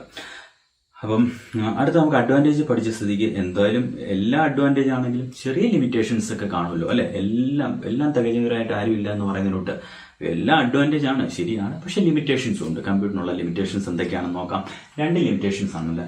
അപ്പൊ 2 പരിമിതികൾ എന്തൊക്കെയാണെന്ന് ചോദിച്ചാൽ lack of IQ, intelligence conscious എന്ന് പറയല്ലേ. എന്താണ് IQ ഇല്ല, കമ്പ്യൂട്ടറിന് IQ ഇല്ല എന്ന് വെച്ചാൽ എന്താണ്, മെനി പീപ്പിൾ തിങ്ക്. ഇപ്പോൾ ഒരുപാട് മനുഷ്യന്മാർ ചിന്തിക്കുന്നത് കമ്പ്യൂട്ടർ ഒരു സൂപ്പർ ഹ്യൂമൻ ആണ്, ഒരു അമാനുഷിക ശക്തിയുള്ള, മനുഷ്യന് ചെയ്യാൻ പറ്റാത്ത കാര്യങ്ങളൊക്കെ ചെയ്യാൻ പറ്റുന്ന ഒരു സാധനമാണ്, ഒരു ഡിവൈസ് ആണ് കമ്പ്യൂട്ടർ എന്ന് ചില ആൾക്കാരെങ്കിലും ചിന്തിക്കുന്നുണ്ടാവും. പക്ഷെ അങ്ങനെയല്ല. ഈ കമ്പ്യൂട്ടർ ഉണ്ടാക്കിയിരിക്കുന്ന ഒരു മനുഷ്യൻ, അല്ലെ കമ്പ്യൂട്ടർ ഉണ്ടാക്കിയിരിക്കുന്ന ആരാണ്, മനുഷ്യർ തന്നെയാണ്. മനുഷ്യരാണ് അതിലേക്ക് എന്ത് ചെയ്തിരിക്കുന്നത്, ഓരോ സോഫ്റ്റ്വെയറും ഉണ്ടാക്കി സ്റ്റോർ ചെയ്തിരിക്കുന്നത്. അതിനനുസരിച്ചാണ് അത് പ്രവർത്തിക്കുന്നത് അല്ലെ. അപ്പൊ കമ്പ്യൂട്ടറിനെ ഉണ്ടാക്കിയിരിക്കുന്നത് മനുഷ്യൻ തന്നെയാണ്. കമ്പ്യൂട്ടർ എങ്ങനെ പ്രവർത്തിക്കണമെന്ന് അതിനകത്ത് സോഫ്റ്റ്വെയർ ആയിട്ട് ഇൻസ്ട്രക്ഷൻസ് ആയിട്ട് എഴുതി കൊടുത്തിരിക്കുന്നത് മനുഷ്യൻ തന്നെയാണ്. അപ്പൊ മനുഷ്യന്റെ കഴിവ് ഉപയോഗിച്ചിരിക്കുന്നുണ്ടായാലും ഒരു സൂപ്പർ ഹ്യൂമനോ ഒന്നുമല്ല. IQ എന്ന് പറയുന്ന സംഭവം എന്തിനില്ല, കമ്പ്യൂട്ടറിനില്ല. Computer does not have natural intelligence. കണ്ടോ, ഒരു ഹ്യൂമൻ ബീയിങ് ഉള്ളതിന്റെ ഒരു സ്വാഭാവികമായ ബുദ്ധി എന്തിനില്ല, കമ്പ്യൂട്ടറിനില്ല അല്ലെ. ഒരു സാധാരണ ഒരു ബുദ്ധി പ്രയോഗിച്ച് ചെയ്യുക എന്ന് പറയുന്ന കാര്യങ്ങളൊന്നും കമ്പ്യൂട്ടർ ചെയ്യത്തില്ല. കമ്പ്യൂട്ടറിനകത്ത് എന്താണോ ഒരു മനുഷ്യൻ ഫീഡ് ചെയ്തിരിക്കുന്നത്, കമ്പ്യൂട്ടറിനകത്ത് എന്താണോ ഒരു മനുഷ്യൻ കൊടുത്തിരിക്കുന്നത്, അതിനനുസരിച്ച് കമ്പ്യൂട്ടർ പ്രവർത്തിക്കും. കമ്പ്യൂട്ടറിനകത്ത് മോശം ഡേറ്റയാണ് കൊടുത്തിരിക്കുന്നത്, അത് മോശമായിട്ടായിരിക്കും പ്രവർത്തിക്കുന്നത് അല്ലെ. കമ്പ്യൂട്ടറിന് ബുദ്ധി ഉപയോഗിച്ച് ഒന്നും ചെയ്യുന്ന പരിപാടി എന്തില്ല, കമ്പ്യൂട്ടർ ചെയ്യാറില്ല. അതാണ് ലാക്ക് ഓഫ് IQ എന്ന് പറയുന്നത്. അതുപോലെ lack of decision making power. ഒരു മനുഷ്യനൊരു സാഹചര്യത്തിനനുസരിച്ച് പ്രവർത്തിക്കാനുള്ള, ഒരു തീരുമാനങ്ങൾ എടുക്കാനുള്ള കഴിവുണ്ടാവും അല്ലെ. നിങ്ങളിപ്പോൾ ഫോർ എക്സാമ്പിൾ നിങ്ങൾ എന്താ പറയുന്നത്, മഴ വരുന്നു, എന്താ പറയുക, മഴയും ഇടിയൊക്കെ വരുന്നു, വീട്ടിൽ കമ്പ്യൂട്ടർ ഓൺ ആയിരിക്കുകയാണ്, കമ്പ്യൂട്ടർ തനിയെ അങ്ങ് ഷട്ട് ഡൗൺ ആവുമോ? ഇല്ല. പക്ഷെ മനുഷ്യൻ എന്താണ്, നമ്മൾ ഷട്ട് ഡൗൺ ചെയ്യുക, നമ്മൾ ലൈറ്റൊക്കെ ഓഫ് ചെയ്ത് നമ്മൾ കെയർ ചെയ്തതിനനുസരിച്ച്. അപ്പോൾ മനുഷ്യന് പല സാഹചര്യത്തിനനുസരിച്ച് തീരുമാനങ്ങൾ എടുക്കാനുള്ള കഴിവ് എന്തുണ്ട്, മനുഷ്യനുണ്ട്. പക്ഷെ കമ്പ്യൂട്ടറിന് അങ്ങനെയില്ല അല്ലെ. Computer cannot decide on its own. സ്വന്തമായിട്ട് തീരുമാനങ്ങളൊന്നും, and does not possess like human being. അതായത് ഒരു മനുഷ്യൻ ചെയ്യുന്ന പോലെ സ്വന്തമായിട്ട് തീരുമാനങ്ങൾ എടുത്ത് എന്തെങ്കിലും പ്രാവർത്തികമാക്കാനുള്ള കഴിവ് ആർക്കില്ല, കമ്പ്യൂട്ടറിന് ഇല്ല. അതാണ് lack of decision making power എന്ന് പറയുന്നത്. ഈ 2 പോയിന്റ് ആണ് ലിമിറ്റേഷൻസ് ആയിട്ട് പറയുന്നത്. ബാക്കിയുള്ള എല്ലാ അഡ്വാൻറ്റേജസ് ആണ്. 2 ലിമിറ്റേഷൻസ് ഉണ്ട്. പരീക്ഷയ്ക്ക് ചോദിക്കും, ലിമിറ്റേഷൻസ് തന്നെ ചോദിക്കും, അഡ്വാൻറ്റേജസ് എന്ന് മാത്രം ചോദിക്കാം, അല്ലെങ്കിൽ ക്യാരക്ടറിസ്റ്റിക്സ് എന്ന് പറഞ്ഞൊരു വലിയ മാർക്കിലും ചോദിക്കാം. വളരെ ഇമ്പോർട്ടന്റ് ആയിട്ടുള്ള ഒരു ടോപ്പിക്കാണ്. തീർച്ചയായിട്ടും മനസ്സിലായി എന്ന് വിചാരിക്കുന്നു. അതോടൊപ്പം തന്നെ ഈ നിങ്ങളുടെ ടെക്സ്റ്റ് ബുക്ക് നിങ്ങൾ കണ്ടിട്ടുണ്ടെങ്കിൽ നിങ്ങൾ ശ്രദ്ധിക്കുക. ഈ പോർഷൻ കഴിയുമ്പോൾ കുറച്ച് എക്സസൈസ് ഉണ്ട്, അല്ലെങ്കിൽ കുറച്ച് ചോദ്യങ്ങൾ തന്നിട്ടുണ്ട്. നിങ്ങൾ തനിയെ ചെയ്യാനുള്ള ചോദ്യങ്ങളാണ്. ഒരു 5 ചോദ്യങ്ങൾ നിങ്ങൾ ടെക്സ്റ്റ് ബുക്ക് ഇല്ലാത്തവർ നോക്കി എഴുതിയെടുക്കുക. അപ്പോൾ ഓക്കെ ആണല്ലോ. അപ്പോൾ എല്ലാവരും പഠിക്കുന്നു എന്ന് വിചാരിക്കുന്നു. അതോടൊപ്പം തന്നെ ഇപ്പം ഞാൻ അടുത്ത വീഡിയോ ഉടനെ തന്നെ ഇടും. അപ്പം അത് കിട്ടണമെങ്കിൽ, നോട്ടിഫിക്കേഷനായിട്ട് വരണമെന്നുണ്ടെങ്കിൽ തീർച്ചയായിട്ടും ചാനൽ സബ്സ്ക്രൈബ് ചെയ്യുക. അതേപോലെ ആ ബെല്ലൈക്കണും കൂടി ഒന്ന് പ്രസ് ചെയ്യുക. അതോടൊപ്പം തന്നെ ഒരു കാര്യം കൂടെ, നിങ്ങളുടെ അഭിപ്രായങ്ങൾ തീർച്ചയായിട്ടും നിങ്ങൾ കമൻറ്റുകളായിട്ട് രേഖപ്പെടുത്തണം. നല്ലതാണെങ്കിലും മോശമാണെങ്കിലും അല്ലെങ്കിൽ എല്ലാ രീതിയിലുള്ള ഫീഡ്ബാക്കുകൾ നിങ്ങൾ തീർച്ചയായിട്ടും നിങ്ങൾ കമൻറ്റുകളായിട്ട് നിങ്ങൾ രേഖപ്പെടുത്താൻ മറക്കരുത്. അപ്പോൾ അതിനനുസരിച്ച് എനിക്ക് എന്ത് ചെയ്യാൻ പറ്റത്തുള്ളൂ, എന്തെങ്കിലും മാറ്റങ്ങൾ അടുത്ത ക്ലാസ്സിൽ കൊണ്ടുവരാൻ പറ്റത്തുള്ളൂ. അപ്പം തീർച്ചയായിട്ടും എല്ലാവർക്കും മനസ്സിലാവുന്നുണ്ടെന്ന് വിചാരിക്കുന്നു, എല്ലാവരും പഠിക്കുന്നുണ്ടെന്ന് വിചാരിക്കുന്നു. അപ്പോൾ നമുക്ക് അടുത്ത ക്ലാസ്സിൽ കാണാം. അടുത്ത ക്ലാസ്സിൽ കാണുന്നവരെ ബൈ.